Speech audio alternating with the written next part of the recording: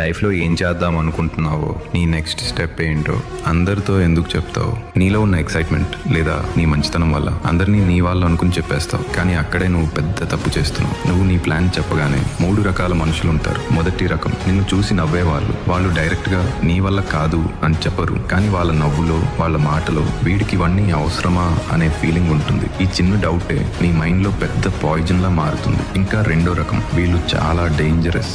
వాళ్ళు నీ ముందు నవ్వి ఆల్ ది బెస్ట్ బ్రో, నువ్వు పక్కా గెలుస్తావు అని అంటారు. కానీ వాళ్ళ కళ్ళలో జెలసీ, వాళ్ళ మనసులో నువ్వు ఓడిపోవాలి అనే కోరిక ఉంటుంది. వీళ్ళ నెగటివ్ ఎనర్జీ నిన్ను పైకి రానియకుండా చేస్తుంది. ఇక మూడో రకం, నీ ఐడియాని కాపీ కొట్టేవాళ్ళు. నువ్వు కష్టపడి ఆలోచించిన ప్లాన్ ని వాళ్ళు సింపుల్ గా తీసుకుని స్టార్ట్ చేసేస్తారు. అప్పుడు నిన్ను నువ్వే అనుకుంటావు, ముందు చెప్పకుండా ఉండాల్సిందిరా అని. అసలు నిజం ఏంటంటే, నువ్వు నీ ప్లాన్ గురించి చెప్పినప్పుడు ఆ చిన్న సాటిస్ఫాక్షన్, ఆ చిన్న వావ్ అనిపి